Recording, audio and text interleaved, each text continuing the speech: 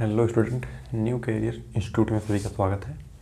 आज हम पढ़ेंगे वायरस, वायराइड्स एंड प्रियॉन्स के बारे में। ठीक, यहाँ से जितने भी इंपॉर्टेंट क्वेश्चन वो पॉइंट पूछ सकते हैं उन सभी के बारे में आज हम पढ़ेंगे। ठीक, इसमें हम पहला पॉइंट लिखेंगे the virus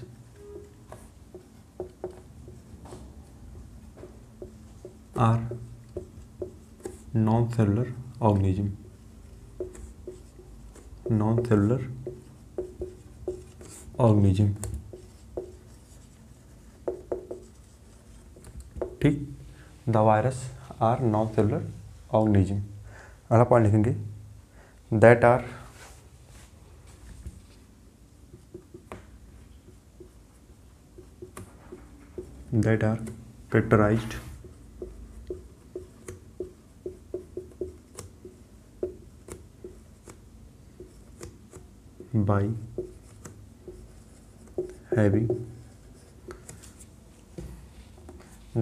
characterized by having an inert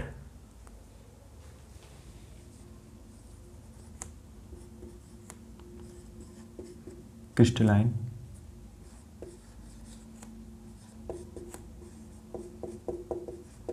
structure।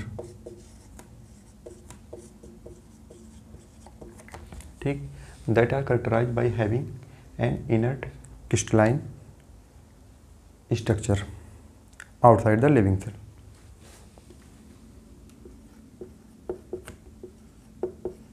outside the living cell। ठीक, inert crystalline structure outside the living cell। अगला पॉइंट लिखेंगे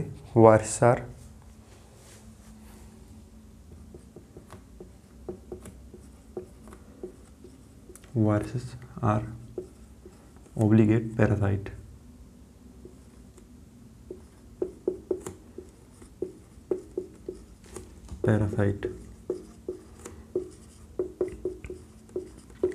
ठीक, viruses are obligate parasites। इसके बाद अगला पॉइंट लिखेंगे द टर्म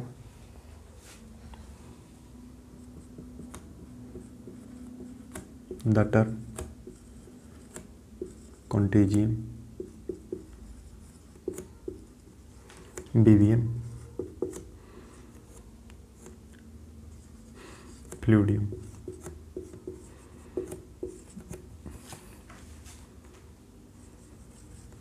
ठीक, the term contagium BVM fluidium was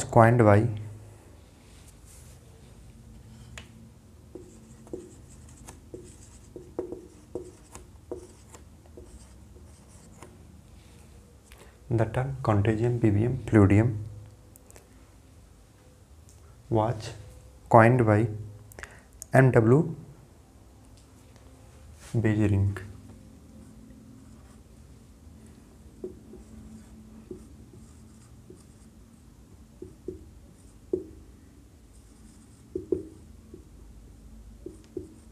ठीक, the term contagium BVM fluidium was coined by M.W. Beijering।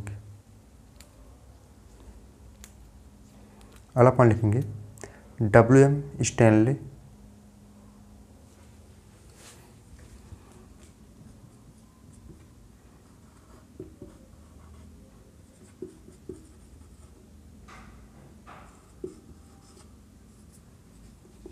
Beijerinck. WM Stanley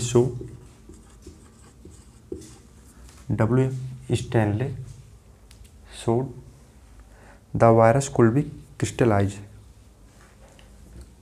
that the virus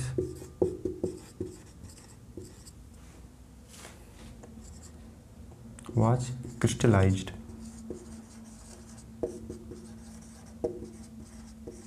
ठीक, WM Stanley showed that the virus was crystallized। या इस प्रकार लिखेंगे virus could be crystallised. ठीक, इसके बाद इसमें अगला पॉइंट लिखेंगे no virus contain no virus contain both RNA और डीएनए। ठीक, no virus contain both RNA और DNA. In general virus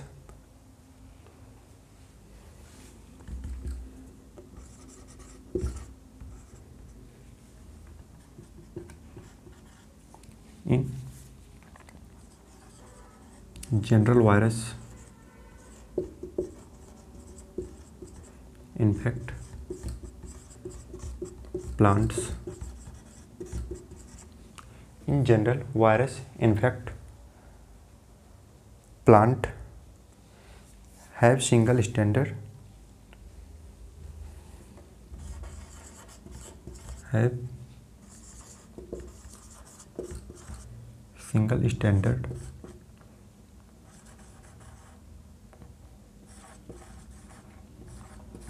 RNA। ठीक, इन general virus infect that plant have single standard RNA। ठीक,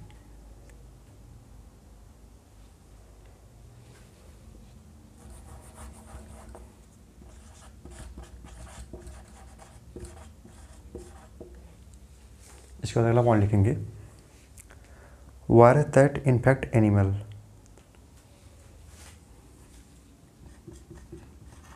virus that infect animals. Viruses that infect animals have either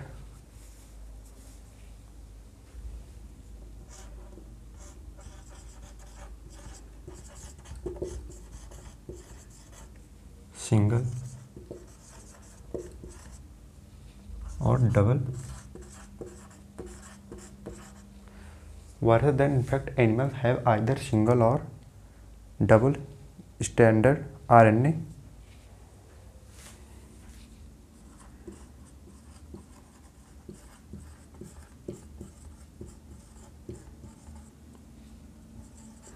viruses that infect animals have either single or double stranded RNA और double standard DNA।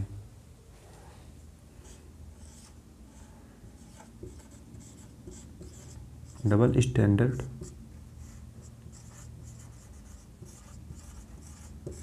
DNA। ठीक, सभी लोग note करेंगे।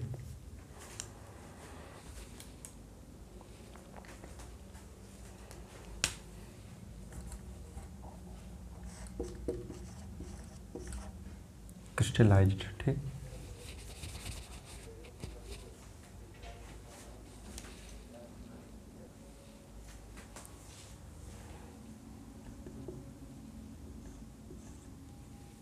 ठीक, इसके बाद कुछ क्वेश्चन करेंगे। ठीक,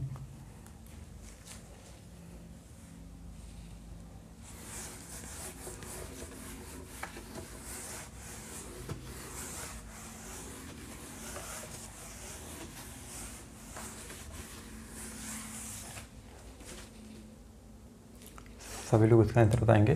पहला क्वेश्चन है, बैक्टीरियल वायरस और बैक्टीरियोफेज आर यूजली। सभी लोग इसका आंसर बताएंगे।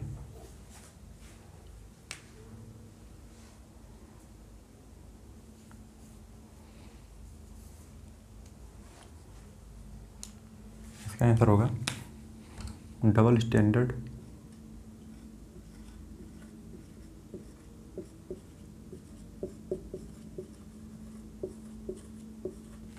DNA virus.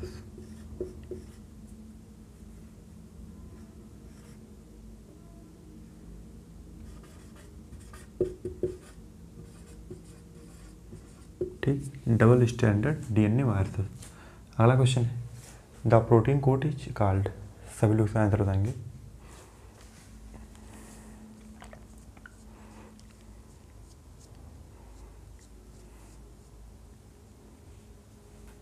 इसका आंसर होगा कैप्सिड।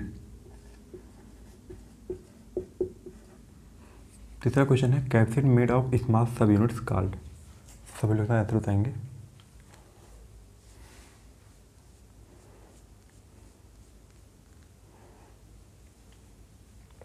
इसका आंसर होगा कैप्सोमियर्स।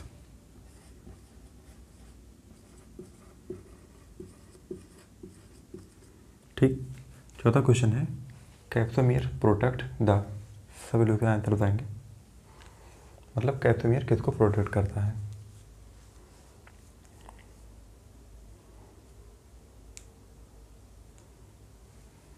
इसका आंसर होगा न्यूक्लिक एसिड। Nucleic acid. पांचवा क्वेश्चन है mosaic formation leaf rolling and curling and wind clearing is caused by. सभी लोग आंसर बताएंगे।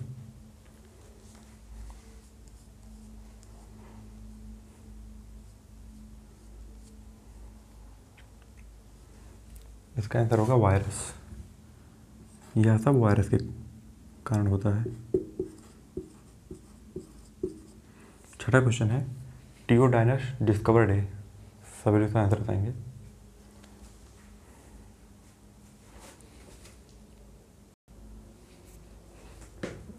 इसका आंसर होगा फ्री इन्फेक्टस वायरस।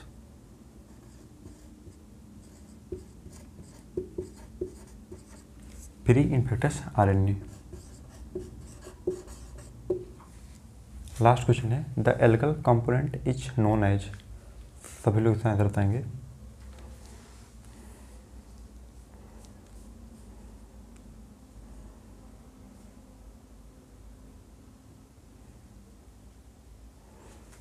इसका आंसर होगा फाइकोबायोंट।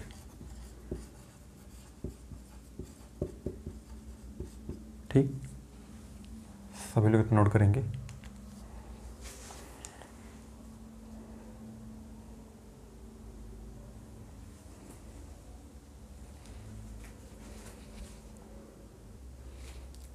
सभी लोग नोट कर लिए होंगे। इसके बाद कुछ पॉइंट और लिखेंगे। ठीक।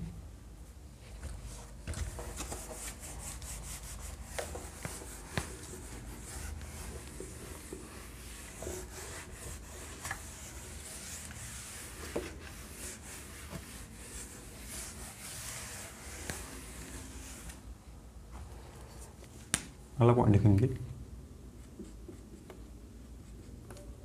कैप्सोमियर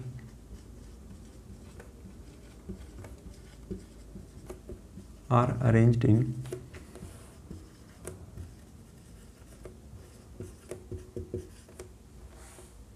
helical और polyhedral structure.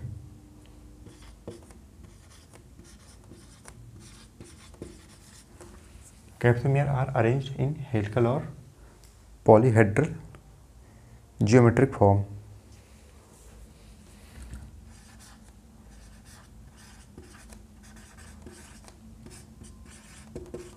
Geometric form.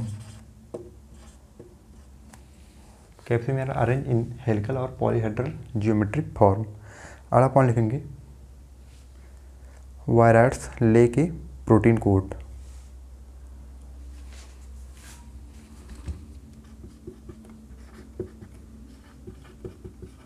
Viroids lack a protein coat. मतलब वायराइड्स में प्रोटीन कोट नहीं होता है। ठीक। इसके बाद इसमें अगला पॉइंट लिखेंगे कि the RNA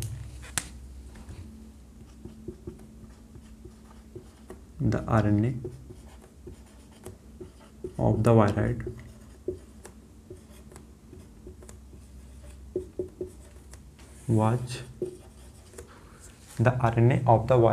was of low molecular weight।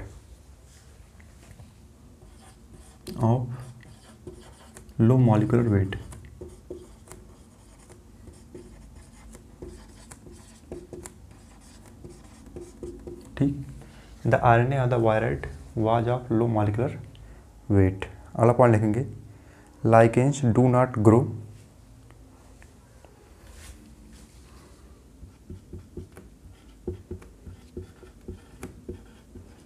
lichens do not grow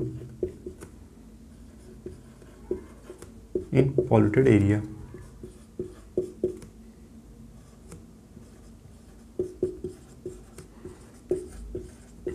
ठीक, lichens do not grow in polluted area. इसके बाद अगला पॉइंट लिखेंगे, the most notable disease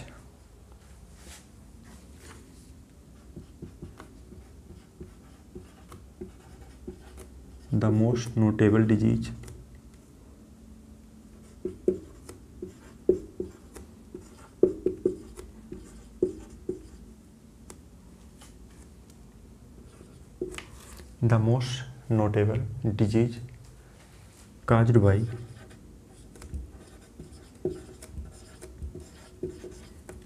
most notable disease caused by prions.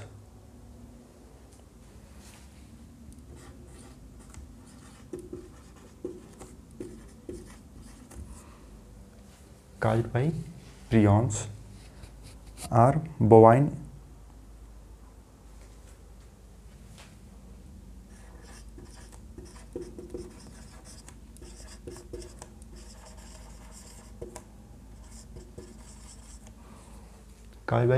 और बोवाइन रहेगा। ठीक, स्पॉन्जी फॉर्म। ठीक, इन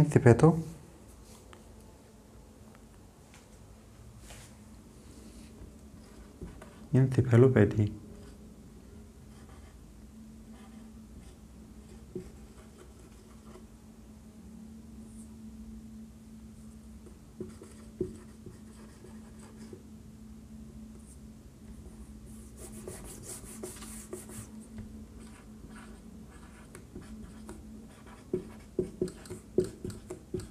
सिफेलोपैथी। ठीक, the most notable disease cause by prions are bovine spongiform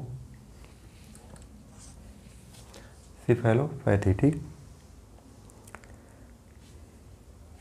commonly called mad cow disease.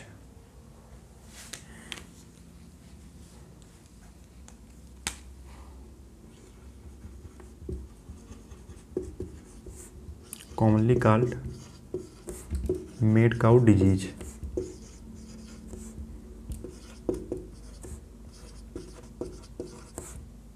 In cattle, ठीक, commonly called mad cow disease in cattle, and its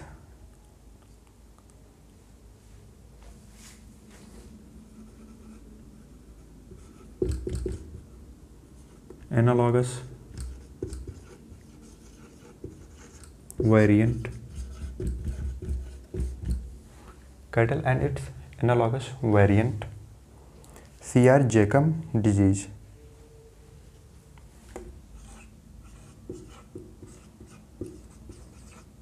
Jacob disease in humans. C.R. Jacob disease in humans.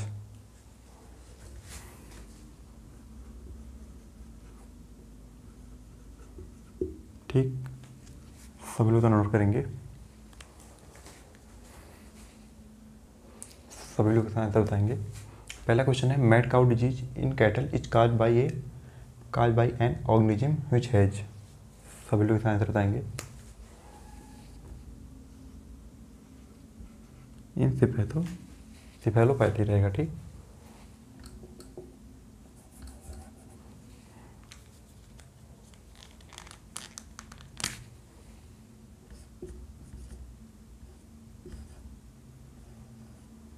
Polluted area, सभी लोग answer बताएंगे।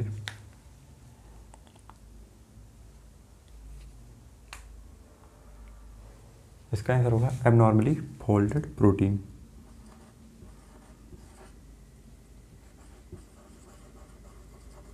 Abnormally folded protein.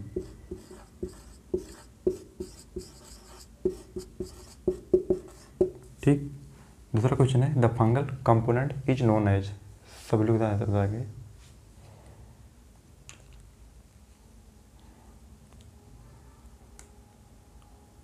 इसका answer होगा माइक्रोबायोन्ट।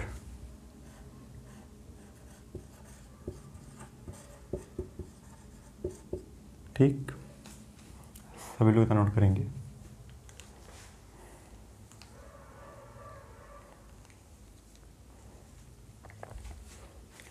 तो आज का lecture यहीं पे समाप्त होता है। अगले लेक्चर में हम पढ़ेंगे नेक्स्ट चैप्टर, ठीक, प्लांट किंगडम। तो आज के लेक्चर में जितने भी क्वेश्चन व पॉइंट करवाए गए हैं वो सभी इम्पॉर्टेंट है, ठीक। मतलब इस टॉपिक से जो भी क्वेश्चन व पॉइंट इम्पॉर्टेंट है वो यही है, ठीक। तो सभी लोग नोट करेंगे। मिलते हैं अगले लेक्चर में। थैंक्स।